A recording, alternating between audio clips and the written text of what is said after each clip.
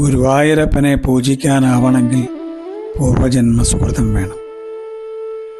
ഗുരുവായൂരപ്പനിൽ ഒരിക്കൽ മനസ്സൊന്ന് നിറഞ്ഞു പോയാൽ പിന്നെ നമ്മൾ ഭഗവാനെ ഉപേക്ഷിച്ചാലും ഭഗവാൻ നമ്മൾ ഉപേക്ഷിക്കില്ല. കൃഷ്ണനോടുള്ള സ്നേഹം കൂട്ടാൻ വേണ്ടി അവൻ ചില കുറുമ്പൊക്കെ കാട്ടും. ചില കുറുമ്പൊന്നും നമുക്ക് താങ്ങാനേ പറ്റില്ല. പക്ഷെ അവസാനം ഒരു ചേർത്ത് നിർത്തലുണ്ട്, ഞാനില്ലേ കൂടെ പറഞ്ഞിട്ട്. വേദനയുടെ ചൂടിൽ നമ്മൾ ഉരുകുമ്പോൾ ആ നീലമേഘത്തിൽ നിന്ന് കുളിർക്കാറ്റ് വരും. ആളുകൾ ശകാരവർഷം നടത്തുമ്പോൾ പൊന്നോടക്കുഴലിൽ നിന്ന് സ്വരരാഗ ഗംഗയൊഴുകും.